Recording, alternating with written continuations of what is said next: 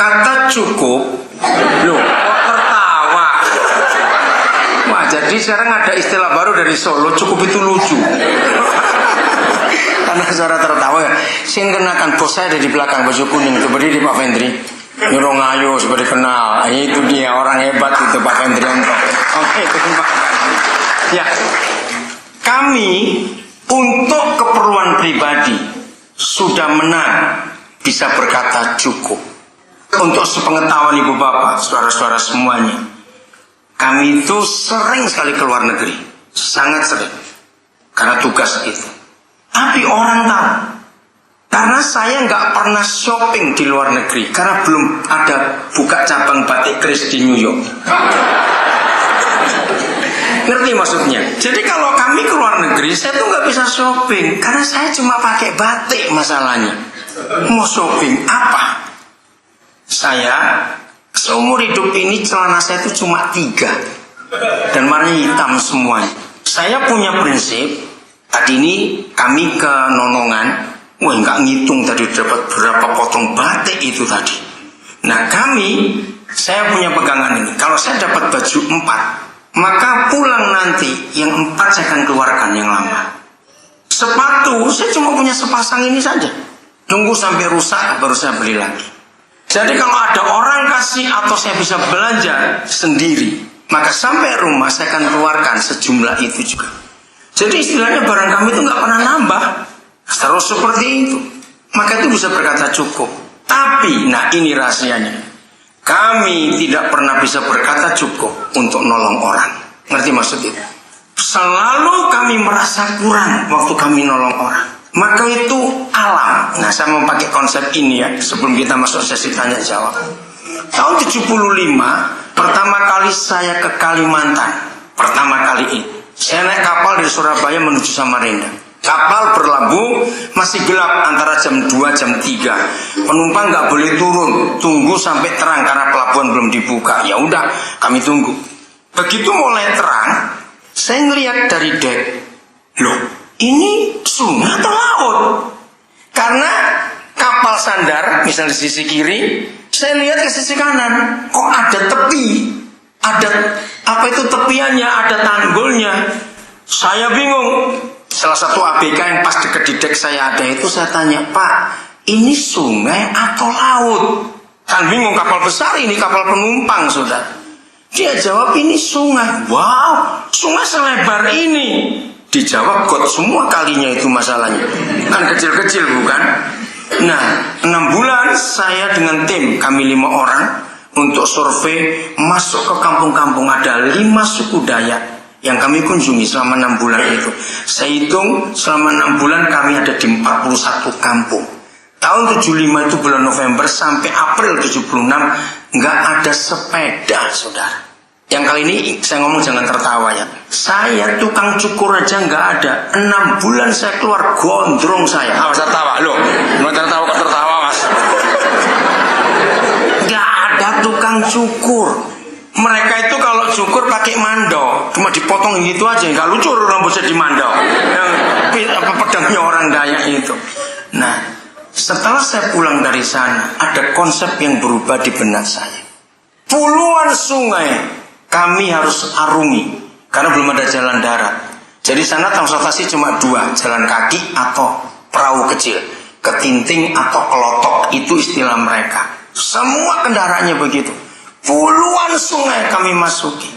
Nah, karena saya sudah lihat bentuk Sungai Mahakam, itu yang di Pelabuhan Samarinda, lebarnya Sungai Mahakam itu kira-kira 700 meter, saudara. Nggak ada di Jawa sebesar itu. Bengawan Solo aja nggak seperti itu, cuma namanya aja gede. Kalau Bengawan Solo. Nah, ketika kami sampai ke ujungnya, mata airnya, saya lupa berapa sungai saya menuju sampai ke mata airnya. Di situ saya merenung. Hukum ekonomi dunia yang mengatakan balance. Pemasukan, pengeluaran tidak boleh lebih besar daripada pemasukan. Itu namanya ngutang. Tapi ternyata sungai itu tidak. Filosofi itu saya pakai sampai hari ini. Maka itu dengan keterbatasan kami secara berdua saja, kami mampu memperkaya banyak orang. Karena kami mau jadi sungai dalam hidup ini. Nah sekarang, siapa yang pernah tahu sampai mata airnya Bengawan Solo? Ada yang pernah ke sana? Satu. Tahun berapa Pak ke sana Pak? Oh masih baru Pak ya, 2002. Oke, cuma satu. Yang lain, kasihan orang Solo nggak pernah tahu mata airnya Bengawan Solo. Oke, Pak, jangan jawab Pak ya, karena Bapak sudah pernah tahu apa itu mata air sungai sampai ke muaranya. Saya tanya pada yang lain, menurut saudara, air yang keluar dari mata airnya semua sungai di dunia dengan air yang keluar ke muaranya, mana lebih besar? Nah, kenapa nggak ada sungai bangkrut sampai hari ini? Betul tidak? Pengeluaran yang keluar di mata airnya kecil. Betul Pak, pernah lihat sumbernya? Kira-kira sempat ngitung nggak berapa debit air per detik yang keluar di mata airnya? Loh, kok tertawa? Itu penting. Dibanding muaranya. Ya, muara Bengawan Solo itu ada 3 di wilayah Gresik dan dekat Surabaya sana. Jauh sekali. Jauh lebih besar. Ribuan persen air yang keluar dari muaranya dibanding yang masuk dari mata air. Saya merenung. Jawabannya gampang. Ada 3 tambah debit air itu. Maka itu, maaf Bapak pemimpin kalau saya katakan tadi, seringkali kami tertantang jadi kecanduan ingin lebih terus dapatnya. Tidak apa-apa, asal keluarnya kita pikirkan kemana. Loh betul tidak? Loh kok guyu kabeh kenapa? Ayo jujur saya mau guyu sopo? Ayo. THR dipotong. Kalau guyu bos, awas ya. Saudara ini serius. Mari saya tunjukkan ini. Mari kita pakai logika.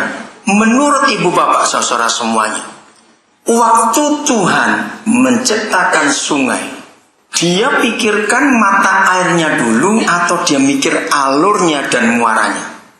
Saya jawabnya cuma 1 dan antara 2. Kok salah pun tidak apa-apa, coba jawab daripada diam-diam. Mata air 100% salah. Salah. Ternyata di dalam ilmu apa ini? Bukan geologi, saya lupa istilahnya. Ternyata alam itu menyediakan alurnya dulu. Karena kalau tidak akan banjir, sudah. Loh betul tidak? Mata air dibuat tanpa alur, jadi bencana alam. Jadi Tuhan itu menciptakan muaranya dulu. Setelah tahu muaranya kemana, dia ciptakan mata airnya. Nah ini konsep hidup sebagai pohon yang kita pelajari di sesi pertama tadi. Bekerja, ingat ya, kalau bekerja, saya tanya, ini jawabannya saya sudah tahu, cuma saya ingin meyakinkan. Mengapa semua manusia kalau ditanya, kamu kerja untuk apa? Jawabannya, untuk hidup. Tahu nggak jawaban itu salah 1000%. Kalau bekerja supaya bisa hidup, itu konteksnya orang kaya nggak mati-mati. Loh, renungkan. Kamu kerja untuk apa? Untuk hidup. Salah. Orang kaya mati tidak? Yang betul jawabannya, nggak usah takut-takut.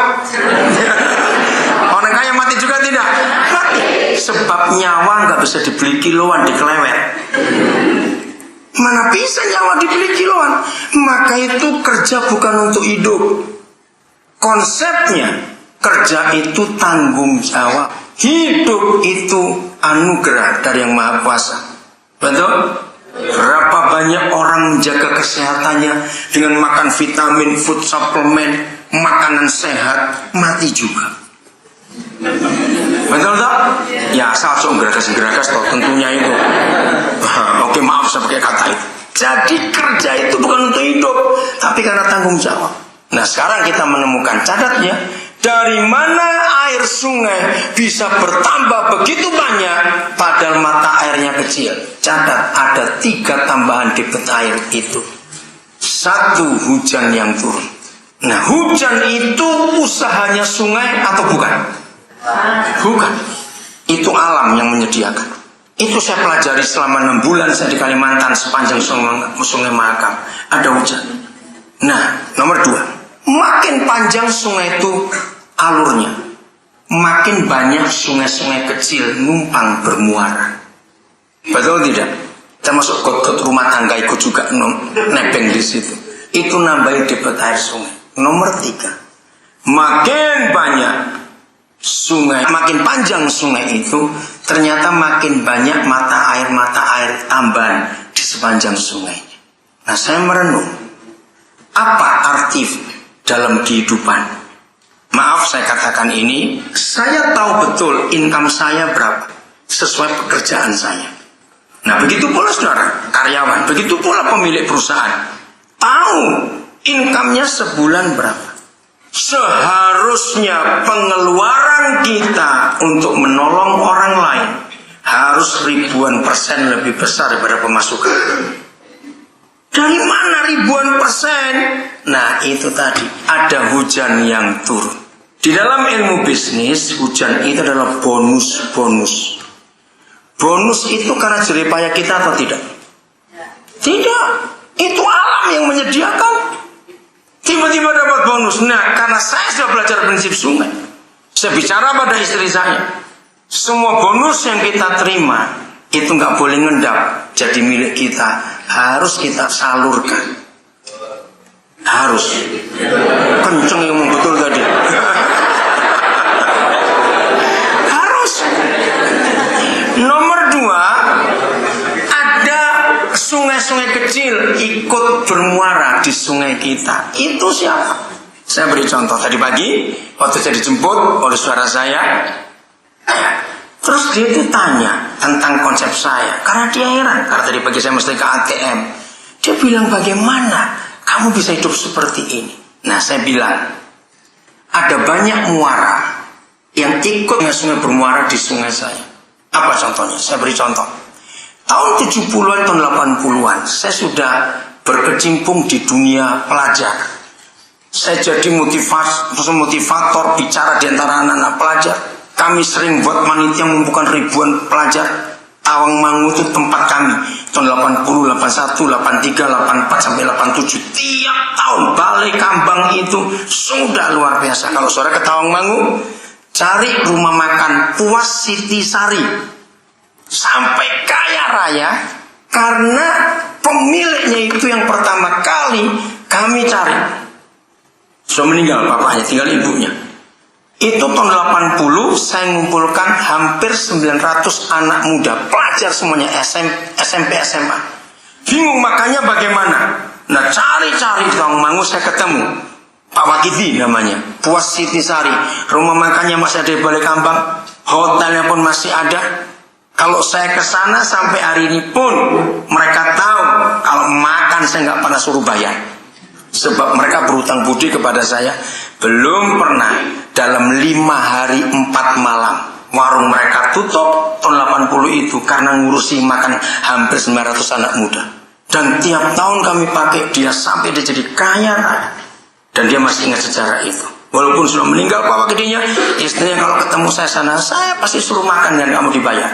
Karena kami saling utang budi. Nah, saya memberi motivasi anak-anak muda itu. Nah, setelah mereka lulus SMA, cukup banyak mereka jadi orang-orang sukses. Dan mereka tahu yang saya kerjakan. Mengurus banyak sekolah gratis. Nah, mereka ini yang numpang muara. Saya diberi saham kosong. Ada 5%, 10%, 50%. Paling tinggi itu 25%. Dan itu pun kami suami istri nggak pernah ambil. Ikut mengalir keluar ke muara itu. Jadi kami nggak berjerih payah. Tapi apa yang kami tabur, itu yang kami tuai. Nomor 3, mata air tambahan. Saya sering keluar negeri. Ada cukup banyak orang-orang di sana titip batik kepada saya.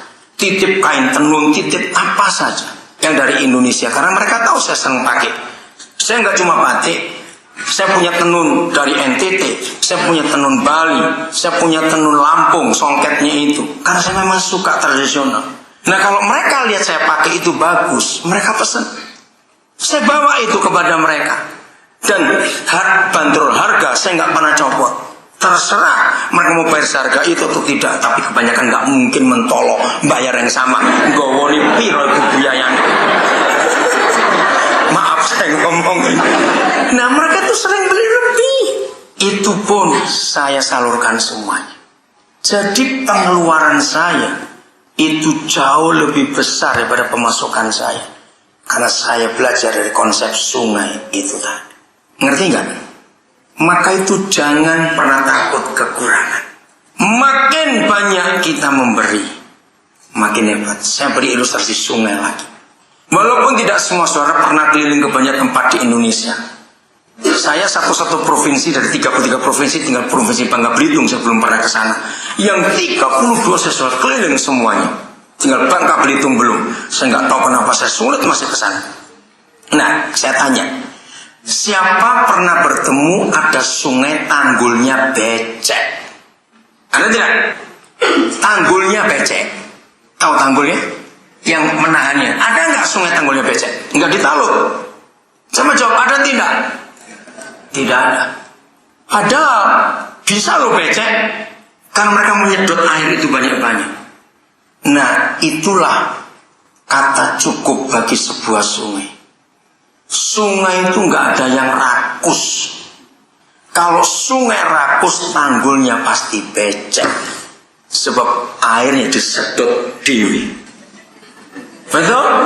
Sungai bisa berkata cukup untuk tanggulnya, sisanya mengalir keluar semuanya. Maka itu kata cukup itu mutlak dalam hidup. Suami istri bisa berkata cukup, itu luar biasa. Tadi saya baru lihat nota cukup banyak. Kemarin hari Selasa kami ke Nusa Kambangan dari pertama. Di sebuah LP namanya SMS. Pemersanya ketatnya luar biasa. Itu kan SMS handphone. Itu singkatan super maximum security. Itu semua yang terpidana mati di situ. Yang bandar sabu-sabu terbesar di dunia loh saudara. Di situ juga. Orang-orang Nigeria, ada orang Brasil, ada orang Argentina, semuanya vonis mati di situ. Ternyata mereka itu buat kerajinan tangan dari kerang. Terus ketika kami mengunjungi ke toko mereka, itulah biaya hidup mereka untuk kirim ke anak istri. Biaya sekolah juga. Lalu salah satu petugas berkata, "Pak, kali ini kami kasih diskon." Woi, saya marah. Jangan didiskon, Pak. Ini untuk mereka. Udah, saya beli cukup banyak. Sampai habis 1.800.000. Saya bilang, jangan tawar. Rombongan saya bilang, awas kamu nawar, berdosa. Saya bilang begitu. Ini kerjaan mereka bagus-bagus. Saya nggak bawa contohnya. Nah, kalau misalnya Pak Kris mau jual souvenir mereka, saya kenalkan nanti itu. Nah, ini sebagai alur sungainya toh. Nah, kami pulang ke Cilacap. Malam itu mau tidur, saya tuh ada rasa tertuduh, rasa salah. Apa ya? Kenapa kok ganjel hidup saya ini, ada apa? Gak ada jawaban. Saya merenung, saya bolak-balik badan saya. Ada salah atau apa? Gak ketemu. Paginya, itu kemarin pagi, mandi. Nah, mandi itu tiba-tiba muncul sebuah kata, jangan buat orang iri hati. Saya malah bingung, siapa yang saya buat iri hati itu siapa? Muncul satu kata, kerang. Oh, saya tahu. Berarti ada perajin lain, napi-napi itu, yang saya nggak beli. Iri hati nggak? Akhirnya saya bilang pada petugasnya, tolong ringkes semuanya. Model apapun juga, saya akan beli semuanya. Kaget petugas itu. Saudara, karena saya mau jadi sungai untuk mereka, untuk memberkati mereka, jeripaya mereka. Saya janji, anak saya yang lagi syuting ini, saya minta kamu foto semua hasil karya tangan mereka. Saya akan buatkan katalog dengan nama dan kasus dan hukumannya, supaya orang itu tahu. Siapa pernah dengar mebel merek IKEA? Di Indonesia memang tidak ada. Oke. Sekarang ini satu-satunya perusahaan mebel terbesar di dunia. Malaysia ada cabangnya. Seluruh dunia ada, Indonesia belum. Karena banyak dipalsu jadi masuk sini. Nah, IKEA ini pertama kali muncul di Denmark. Ada seorang pengusaha yang mikirkan nasib para napi itu bagaimana. Maka dia minta izin kepada pemerintah, bagaimana kalau saya kerjakan mereka untuk buat mebel. Nah, dari situ perusahaan ini berkembang ke seluruh dunia. IKEA itu produknya murah, ya karena hasil karya para napi. Dan sekarang sukses. Jadi ibu bapak saudara-saudara, saya ulangi lagi dari sesi pertama. Sukses itu apa? Ayo tulisannya ngerpek lagi, cepat ngerpek. Masa lupa? Belum 3 jam. Mungkin banyak cemilannya sampai lupa kali tadi. Apa sukses itu? Iya, bisa membahagiakan orang lain. Itu sukses. Jadi kalau kita menerima semua yang Tuhan beri, lalu kita habiskan sendiri, maka kita jadi sungai yang becek tanggulnya. Kita nggak asalurkan itu keluar. Dan terus kami buat seperti itu sampai hari ini. Dan itu menyenangkan sekali. Maka itu kalau saudara ingin bahagia, ingat bahagiakan orang lain. Alam ini memberi sebuah aturan yang luar biasa. Saya lupa berapa hari yang lalu seorang dokter, saya pergi dalam pertemuan para dokter. Ini alumnus dari Erlangga Surabaya. Nah di mobil itu saya bersama seorang dokter. Lalu kami diskusi. Diskusinya sederhana. Dunia ini pasti tambah lama tambah berat. Orang tambah banyak, mobil tambah banyak, pabrik tambah banyak, bangunan tambah banyak. Logikanya nggak begitu. Ini dokter bisa kaget waktu saya terangkan. Tidak. Sejak dunia diciptakan oleh Yang Maha Kuasa, sampai kapanpun dunia nggak akan bertambah berat. Walaupun manusia bertambah, semua bertambah. Nggak bisa, itu berat. Oke, pelan-pelan jangan bentak, saya bilang begitu. Saya aja dengarkan. Manusia dibuat dari apa? Tanah. Tanahnya dari langit atau dari tanah situ? Ayo jawab, dari mana? Dari tanah ini. Oke, jadi nggak akan bertambah berat. Memang dari situ. Mobil dari besi. Besinya dari mana? Awas bilang dari upil, awas. Besinya dari mana? Cepat. Dari tanah juga. Bangunan-bangunan tinggi, ada semen, ada bata. Dari mana? Terus dokternya garuk-garuk kepala. Iya ya, makanya. Sama saya bilang, sudah dokter aja nggak pinter-pinter. Saya bilang, dia tertawa. Jadi inilah hukum alam. Artinya siapa yang rajin memberi nggak akan pernah miskin, sudah. Justru yang takut memberi itu yang miskin. Miskin kebahagiaan. Betul tidak? Jadi dunia ini nggak pernah bertambah berat. Sama. Sebab semua diambil dari tanah. Pakaian. 1 bulan berapa apa istilahnya?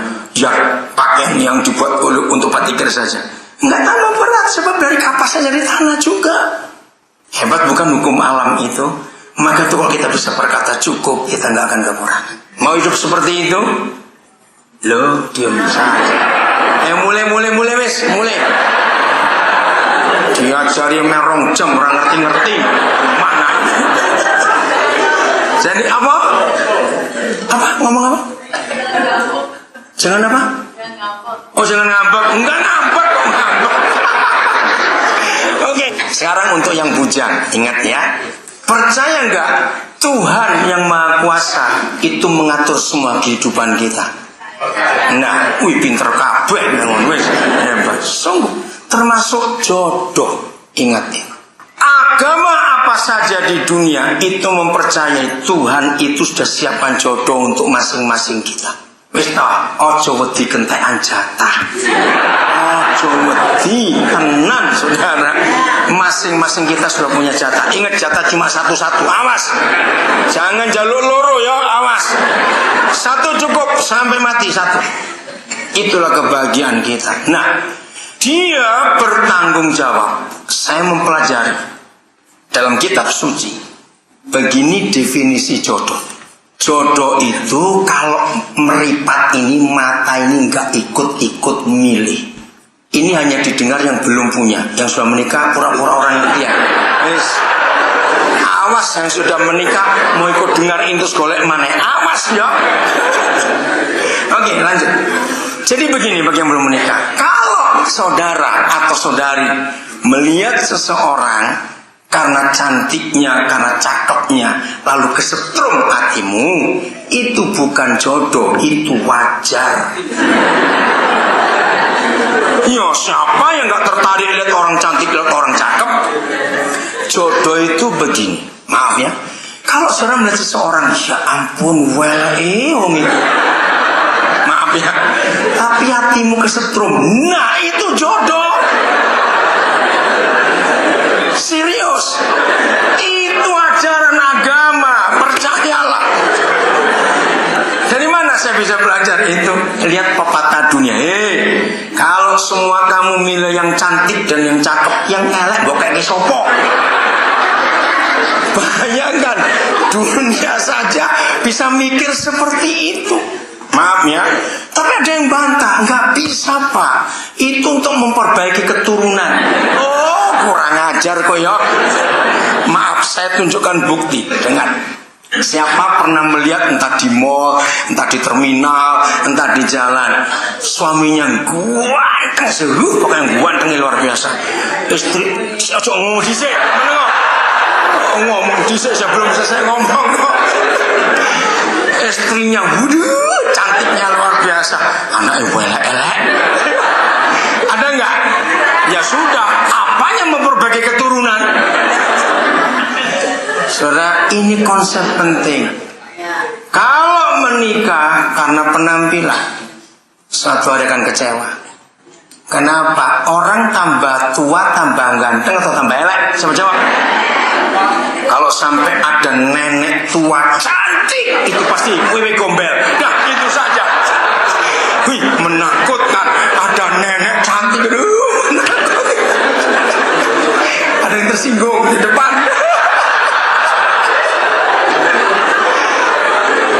Saya terangkan ini, kebahagiaan rumah tangga kita bukan karena banyaknya materi yang kita sudah belajar itu. Kebahagiaan rumah tangga kita bukan karena pasangan kita cantik atau cakep, tidak. Kebahagiaan itu karena bisa menerima orang apa adanya, sampai seambu-ambuni pun trimon. Setuju? Nah, itulah pernikahan yang luar biasa. Jadi begini, jangan tersinggung. Kalau ada orang nggak kawin-kawin, itu pasti rewel. Tiap kali didatangkan jodohnya, didelengi, dur menyesor, dur, terus akhir gitu. Kok mana? Kejam sekali itu. Atau mau cari kaki 3, jangan kaki 4 lain lagi jenahnya itu. Jadi maaf, jangan marah, jangan. Tapi Tuhan menghargai. Kalau ada orang tidak menikah, yang Maha Kuasa menghargai. Kalau memang itu keputusan saudara, Tuhan menghargai. Tapi kalau yang pengen nikah, maaf ya, mungkin 7 tahun yang lalu jodoh sudah dikirim Tuhan, tapi mbok tolak sebab sikile pendek sebelah. Misalnya, saya masih contohin. Nah, itu salah. Atau mungkin datang untuk 5 juga. Aduh, gak cakil gitu. Maaf, jangan marah. Saya ngomong ini. Jadi jodoh itu Tuhan menentukan. Dia tahu yang cocok dengan kita itu siapa. Sebab dia yang melahirkan kita. Jadi dia tahu. Jadi yang belum menikah, begini kata orang-orang tua dulu. Waktu pacaran melek lah, lebar, melek pokoknya ojo ketip babar pisan, melek terus, periksa baik, oke? Begitu menikah, orang tua berkata merem lah, rapat. Nah, banyak anak muda goblok, waktu pacaran merem terus, begitu kawin melek, lah keliru, nah itu.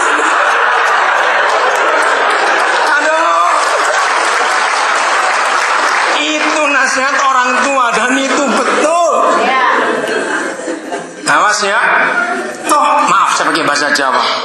Orang menikah kan nggak menikah dengan raine toh.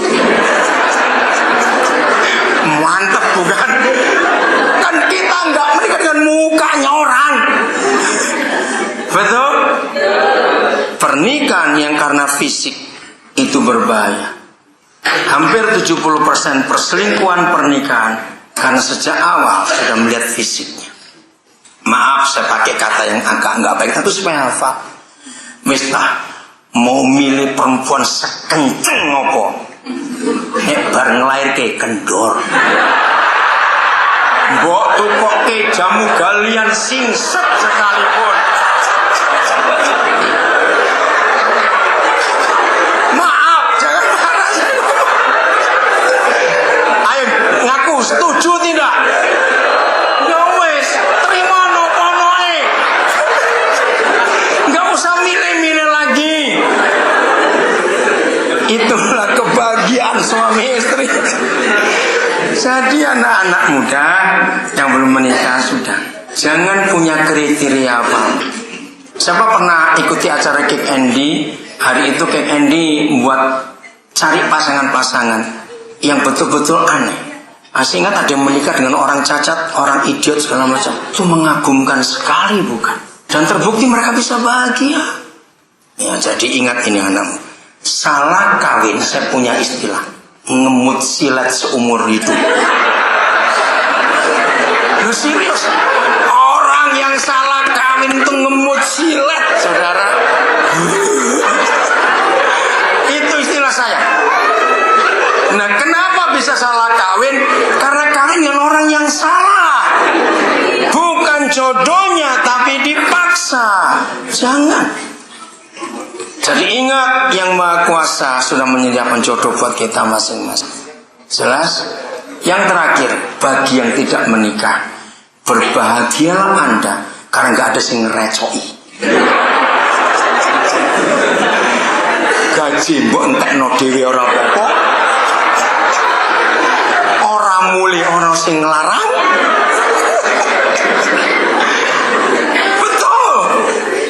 Ya, jadi yang putus nggak menikah nggak apa-apa, itu pilihan saudara. Jadi masing-masing kita. Pokoknya yang menikah maupun yang tidak, ingat prinsip sungai tadi. Amin. Yang nggak menikah nggak punya apa, nggak punya siapa-siapa, pikirkan. Kalau nanti aku mati, siapa yang harus aku tolong? Maka itu nanti maaf ya, saya pernah baca satu buku bagus. Orang itu cuma mikir begini, besok kalau tiba waktunya yang Maha Kuasa panggil kita, orang akan menulis kalimat apa di batu nisan kita. Saya sangat terpengaruh oleh tulisan itu. Maaf saya ngomong, kalau saya mati, saya tahu tulisan apa yang orang-orang saya sudah tolong sampai bisa jadi sarjana, master, doktor dan sebagainya. Mereka akan nulis apa. Maka itu semua kita, jangan cuma mikir sekarang. Jangan sampai tulisan gini, inilah maling yang paling terkenal di dunia. Aduh, ampun. Jadi mikirnya, tulisan apa di batu nisan kita nanti kalau kita mati?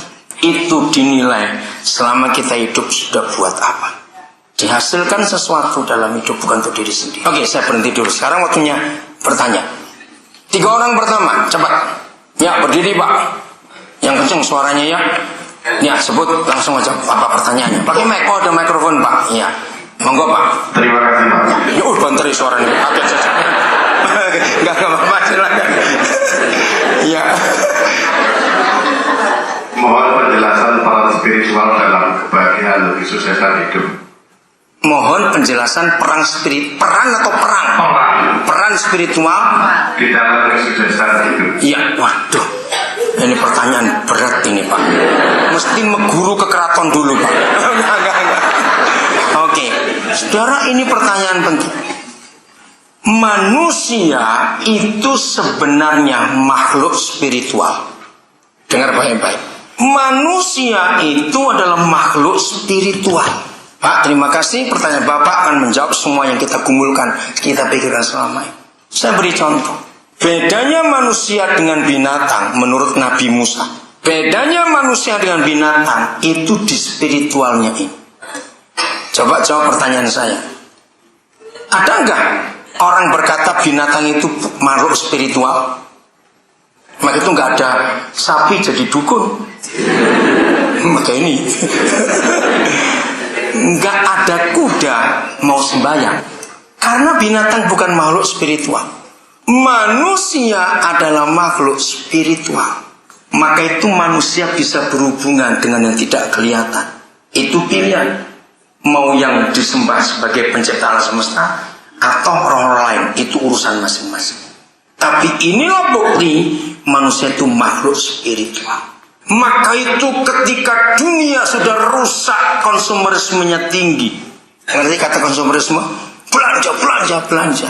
Manusia lupa ada yang batin ini. Itu spiritual, itu batin kita. Ajari anak-anak kita, biarlah kita suami istri, biarlah yang mau menikah. Maka itu kenapa dunia punya istilah, jangan cari cewek matrek. Tahu kata matrek? Cewek matrek itu apa? Nek gak wedaan buatan Itali kukulen, ya ampun. Itu cewek matre betul-betul. Kalau nggak pakai sepatu buatan Amerika cantengen, ampun. Jangan kawin dengan cewek itu, bangkrut isi nom gue. Ngerti ya? Jadi hidup itu nggak cuma materi, ada spiritual. Semua orang menyetujui ada kepuasan fisik, dan itu wajar karena kita juga fisik. Tapi ada kepuasan batin, itu spiritual. Ada kepuasan jiwa, itu baca buku atau pakai hiburan-hiburan. Karena manusia itu 3 dimensi, tubuh, fisik, jiwa, mental, roh, spiritual. Itu manusia. Binatang cuma 2 saja, fisik dan mental. Maka itu binatang bisa sedih, binatang bisa rasa sakit, karena mereka punya mental, punya jiwa.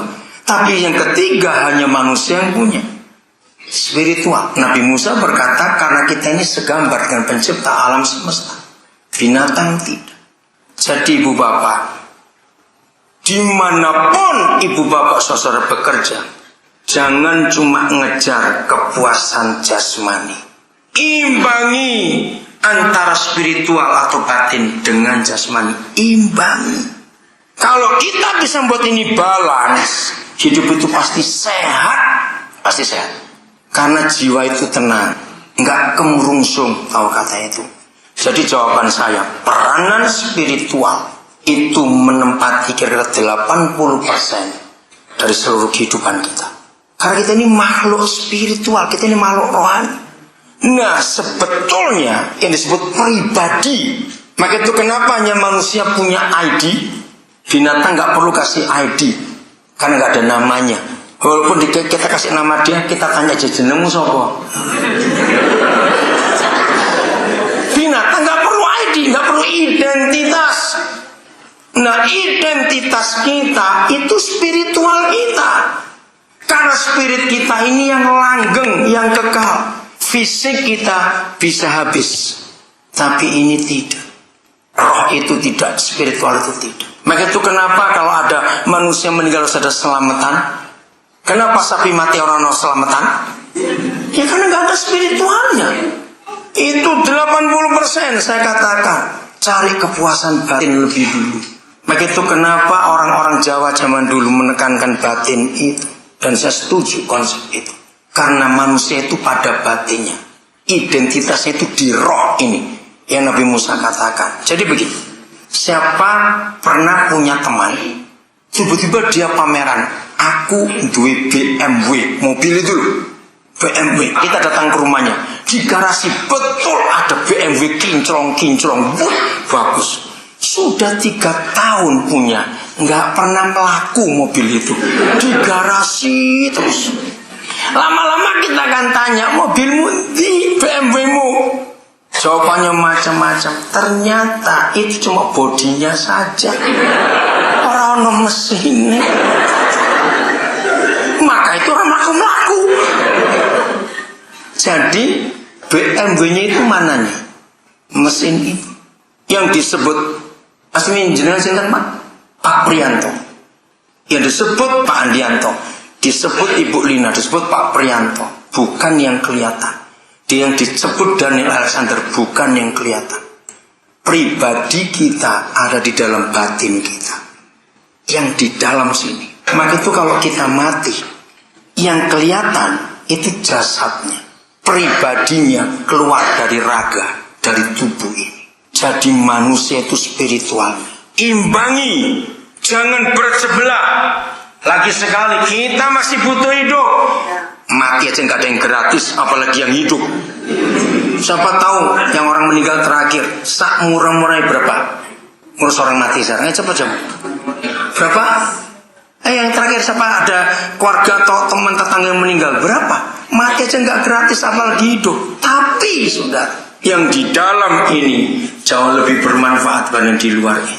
Maka itu peranan spiritual untuk kesuksesan menentukan. Orang yang tenang jiwanya, orang yang adem batinnya, itu kerja apa saja pasti berhasil.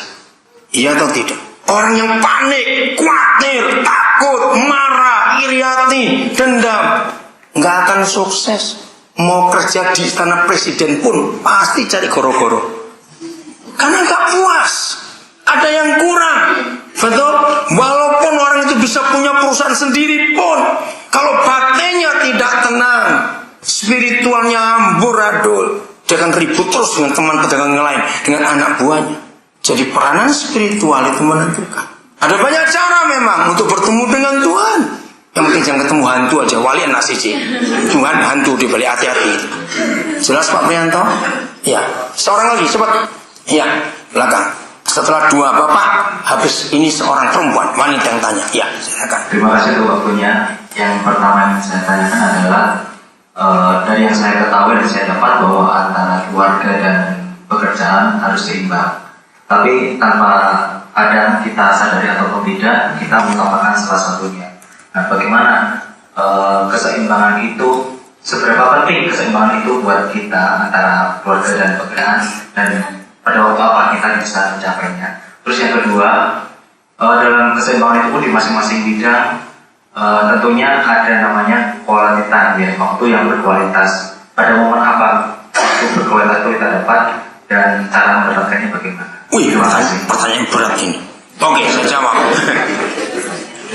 Antara keluarga dan pekerjaan, saya beri pertanyaan klasik. Saya tahu jawabannya di mana. Dunia punya pepatah begini: lebih dulu telur atau ayam? Jawabannya pasti telur. Ngawur ae. Lah nek ndok tok ono pitik sing ngarep sapa? Nah, siapa yang Tuhan ciptakan dulu? Ayamnya atau telurnya? Nah, jadi jawabannya keluarga lebih penting daripada pekerjaan. Artinya, mau kerja dengan sukses sebagaimanapun juga, uangnya banyak, tapi kalau hidup keluarga nggak bahagia, apa artinya? Tapi justru kalau keluarga harmonis, kerja seberat apa, serendah apa gajinya, itu bisa rasa cukup. Coba bayangkan, kalau pulang ke rumah, jangan tersinggung ya, walaupun bojomu elek, tapi ini hatinya ayem. Maaf ya saya ngomong ya, jangan marah dulu. Ya ini serius nggak, saya boleh nggak ngomong seperti ini? Walaupun Zara gaji sedikit, istri jelek, tapi istri itu ngerti dan bisa membahagiakan. Ayo, daripada punya gaji besar istri ayu, tapi belum juga kira-kira. Maaf saya ngomong, ngerti? Ternyata keluarga itu penting. Kalau kita bisa harmonis di rumah, saudara, besok kita kerja itu tenang, hasilnya luar biasa. Raja Sulaiman pernah nulis begini: istri yang cakap itu bisa mentertawakan hari depan. Saya kagum mempelajari kitab Raja Sulaiman itu. Dengarkan, istri yang cakap, bukan istri yang cantik, beda loh, cakap dan cantik beda. Bisa mentertawakan hari depan. Mengapa banyak suami korupsi? Karena istrinya nangisi hari depan. Kawin 24 tahun, kalau imitasi terus menjadi perampok bojomu. Hai istri, tertawakan hari depan, suamimu akan aman bekerja. Istri gak usah nuntut macam-macam. Jadilah suami yang baik, maka istri kita akan bahagia. Kalau kita hidup seperti itu, luar biasa. Nah, quality time artinya waktu yang cuma pendek, tapi kalau kita bisa gunakan baik-baik, itu luar biasa. Saya beri contoh begini. Saya mulai dengan orang tidur. Orang tidur itu nggak perlu 9 jam. Kalau toh ada orang bisa punya waktu 9 jam untuk tidur, tapi nggak sek. Tahu kata nggak sek? Tidak nyenyak. Itu lebih melelahkan. Sebab orang yang sudah di tempat tidur tapi tidak tidur, cuma gelepek, mikirin macam-macam, mikirin selingkuh, mikirin utang, mikirin kredit, mikirin sudah semuanya itu jauh lebih capek dari kuli pelabuhan yang angkat-angkat karung itu. Iya atau tidak? Nah, kalau saudara cuma punya waktu 3 jam untuk tidur, tapi batin tenang, pikiran tenang, tidur 3 jam itu jauh lebih bermanfaat dibanding 9 jam kelepek tadi itu. Betul? Nah, seperti itu suami istri. Karena kesibukan yang luar biasa. Kita kalau pulang cuma punya waktu mungkin cuma 5 jam. Karena istri kerja, suami kerja. Tapi 5 jam itu kita bisa bagi. 2 jam saja dengan istri, dengan suami berdua. Tapi itu waktu yang sangat bernilai. Ngomongnya enak tapi dalam sekali. Karena hatinya beres, rukun, harmonis. 2 jam itu cukup daripada 2 hari di rumah tapi nggak omongan. Makanya betul nggak? Maka itu kok saya punya tetangga gini. Aduh, tetangga saya itu aman. Bertahun-tahun kami bertetangga nggak pernah ribut. Tiba-tiba besok jeder pegatan. Loh, kapan gegerane? Kok toto cerai? Ternyata asal diselidiki itu bukan tenang tapi perang dingin. Kalau ngomong cekak-cekak, mbok iya, rono, belum. Awas kalau komunikasi cekak-cekak ya, pendek. Tahu kata cekak? Singkat-singkat itu awas. Jadi 2 jam suami istri kalau kita harmonis, sudahlah, aduh luar biasa. Ngomong yang penting, gunakan waktu yang baik. 2 jam berikut untuk anak-anak. Untuk anak-anak, wajah main sesuai umur mereka. 1 jam untuk persiapan diri sendiri. Terus kita tidur, aduh itu enaknya luar biasa. Besok kita bangun lagi. Jadi, mana duluan ayam atau telur? Jawabannya ayam. Maka keluarga dengan pekerjaan, keluarga nomor 1. Di rumah beres, kerjaan pasti beres. Sejahtera betul-betul. Jelas itu, jadi waktunya nggak harus lama, tidak. Indah sekali. Yang ketiga, siapa? Ayo perempuan. Oh iya, ada 2 berarti nggak apa-apa. Yang mana duluan, yang belakang duluan. Iya, silakan. Terima kasih. Oh, bawa catatan jangan banyak-banyak ya catatan. Sakit, mbak. Enggak. Ya, ingin saya tanyakan, apakah kata cukup itu bisa disebut dengan pasrah? Seperti yang dikatakan Bapak Haryanto tadi, kita sulit untuk berkata cukup. Berani ya dengan bosmu ya. Oke, lanjut. Mengingat kebutuhan yang semakin banyak, sedangkan penghasilan kita tetap. Iya. Pasti ruangan ini setuju akan jawabanmu. Artinya kamu minta naik gaji toh? Oke, pertanyaan bagus juga. Iya, saudara, Raja Sulaiman pernah menulis tentang lintah. Lintah itu punya 2 anak. Itu kata Raja Sulaiman. Anaknya 2 perempuan. Saya nggak tahu kenapa nyebut kata perempuan, jangan tersinggung yang perempuan ya. Kalau tersinggung, golek Raja Sulaiman itu saya gitu. Karena dia yang nulis itu, saya nggak tahu. Anaknya Lintah itu 2 perempuan. Namanya itu menakutkan. Kurang dan kurang. Lintah itu makhluk yang menjijikkan, betul nggak? Hampir nggak ada orang perempuan wani dolanan lintah. Lihat aja ya gitu. Nah, lintah itu walaupun badannya sudah lumamu, nggak pernah cukup. Kata cukup, maaf, ternyata binatang, jangan tersinggung guys yang ngomong. Binatang itu makhluk yang bisa berkata cukup. Secara umum nggak semuanya. Maka itu kalau mereka sudah kenyang, nggak akan mereka mau makan lagi. Tertentu, ya, tidak semuanya, tapi itu rata-rata. Nah, kita sudah belajar di season pertama tadi. Belajarlah berkata cukup dengan apa yang kita butuhkan, bukan yang kita inginkan. Saya kalau keluar negeri, bisa saya nggak bisa berkata cukup, bisa saya berkata nggak cukup ini nggak cukup. Maaf, istri saya jadi saksi. Saya melatih diri saya sejak muda dulu. Kalau saya belanja sampai kapanpun juga, saya tidak pernah belanja hanya untuk diri saya sendiri. Itu sampai hari ini nggak pernah. Tiap kali saya belanja, saya selalu mikir siapa yang harus saya beri ya? Siapa? Itu ada. Di otak saya ada daftar banyak sekali. Karena saya bisa berkata cukup untuk diri sendiri. Nah, pemasukan itu tidak boleh kita katakan kurang. Kita sudah baca prinsip sungai tadi. Karena yang namanya manusia seperti lintah. Maaf, kembali Raja Sulaiman yang pernah berkata, orang yang pas-pasan hidupnya, maka yang menghabiskannya sedikit. Tapi orang yang kelebihan, yang menghabiskannya itu banyak. Lama saya merenungkan kata-kata Raja Sulaiman itu. Ternyata betul. Saya beri contoh. Waktu gaji saudara hanya cukup untuk punya kulkas yang separuh itu, bukan yang tinggi. Tahu toh? Kulkas separuh bukan ketok, bukan. Kulkas kecil yang cuma satu pintu. Ya, dan di rumah nggak ada AC, cuma kipas angin. Karena gaji cukup segitu. Suatu hari karier menanjak, posisi berubah, gaji naik. Pasti pingin ganti kulkas yang gede, kipas angin diganti AC. Sing untung PLN. Kenapa untung PLN? Tambah setrum. Ternyata kekayaan yang kita tambah itu menghabiskan biaya tambahan lebih banyak lagi. Tadi selama hidup cuma ngontel. Ngontel tau nggak ngontel?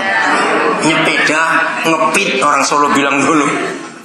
Karena posisi naik, gaji naik, maka bisa beli motor. Orang Solo bilang brompit gitu. Saudara, naik nggak kebutuhan? Pengeluaran naik tidak?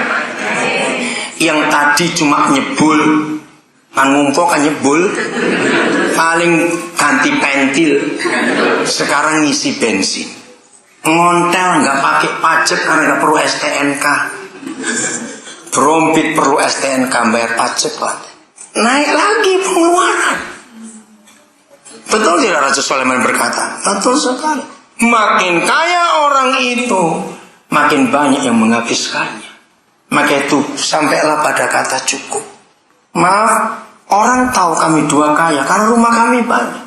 Tapi kami nggak ninggali rumah itu. Kami nolong orang-orang juga. Saya nggak tahu kenapa Tuhan beri saya hati seperti itu. Saya senang nolong orang. Terus bulan Mei yang lalu kami bisa beli 2 rumah lagi. Bukan kami yang tinggal. Akhirnya bulan Mei kami bisa beli 2 rumah. Minggu yang lalu hari Kamis, ini hari apa sekarang? Oh Kamis, seminggu ini. Seminggu lalu tepat seminggu hari ini. Ada 11 orang yang kami suruh tinggal di 2 rumah itu. Dari 12 orang itu 1 pengantin baru. 1 orang tetangganya pengantin baru itu. Ini orang Sunda. Lalu 1 janda dengan 3 anak. Lalu 1 ibu dengan 1 anak. Lagi hamil 1 lagi. 1 janda dengan 1 anak. 11 orang begitu saya lebih lali. Hitungan yang kok hitungan dewi. Nah, saya suruh mereka. Jadi saya beli rumah bukan untuk kami. Suruh mereka tinggal nggak bayar. Semua orang yang tinggal di rumah kami nggak ada satupun yang bayar sewa. Tidak. Kami melatih mereka. Kalau kalian sudah bisa punya rumah sendiri, cepat keluar supaya kami bisa nolong orang lain lagi masuk ke sini dan gantian. Secara keadaan kami sangat kaya, tapi kami bisa berkata cukup. Jadi konsep Raja Sulaiman saya balik. Saya memang membutuhkan banyak biaya. PBB-nya berapa itu mungkin banyak rumah. Saya bayar PBB itu, tapi saya bisa bahagia karena membahagiakan orang lain. Jadi bukan perlu naik gaji lagi yang penting. Bukan saya bela bos lah mas ya. Saya bela saya gitu mas. Karena angka tahu ya, angka uang kita itu bukan jaminan. Saudara sudah membuktikan. Oke. Yang berikut Ibu Ina di depan. Mana mikrofonnya ya? Terima kasih Bapak. Memang betul apa yang dikatakan Bapak. Pada saat almarhum suami saya sakit di rumah sakit, saya secara matematika ketemu kalau saya hitung gaji saya dengan biaya itu nggak kehitung. Tapi alhamdulillah kami bisa menghidupi anak saya, dan kebetulan alhamdulillah juga anak saya bisa mendapatkan SMP gratis. wow, luar biasa. Ya, kemudian SMA juga sekarang ini juga gratis Bapak. Jadi kami hanya membayar biaya seragam. Lanjut Ibu. Jadi kebetulan sekali kalau saya menghitung secara matematika untuk kehidupan saya memang nggak cukup. Tapi alhamdulillah apa yang dikatakan Bapak benar, saya alami, saya merasa cukup, ternyata juga cukup. Ya. Karena pada saat saya nggak bisa makan, ada orang ngasih bancaan ke saya. Iya, wah luar biasa itu. Iya. Kemudian pada saat saya punya uang, adik saya datang ngasih uang saku untuk anak saya. Itu alhamdulillah sekali. Yang hanya saya tanyakan, kadang saya merasa jenuh, takut, panik dan sebagainya. Bagaimana cara untuk mengatasi sebuah kepanikan, ketakutan dan kejenuhan dalam hidup? Iya. Baik, terima kasih. Jadi kalau ingin tahu resep sekolah gratis, tanya ibu ini. Anaknya, wah itu luar biasa. Oke, satu, kejenuhan itu terjadi karena rutinitas. Semua yang rutin pasti membuat jenuh. Kerja itu sebenarnya jenuh. Dari jam sekian kan sama terus dikerjakan itu. Paling berapa tahun sekali baru pindah divisi. Nah, cara mengatasi kejenuhan, ibu mulai cari orang-orang susah di luar jam kantor, sedikit saja. Cari orang-orang yang lebih susah dari kita. Tepuk tangan buat Doro Putri, Sista. Sebenarnya itu Doro Putri memang. Cari yang lain. Saya punya cara waktu itu. Beberapa anak orang-orang kaya, waktu mereka masih SD, semua masih SD, itu setiap 6 bulan atau setahun sekali tergantung, saya ajari orang tuanya untuk mengumpulkan tas-tas sekolah nggak kepake, kan mereka sudah beli lagi sepatu, kaos kaki, baju mainan mereka. Saya ajari orang-orang tua kumpulkan berkala, entah 6 bulan sekali, setahun sekali, bahwa anak-anak itu minta tolong sopir atau teman-teman di mana ada daerah-daerah kumuh di kota itu. Suruh anak-anak ini membagi yang bekas mereka punya sudah nggak kepake kepada orang-orang susah.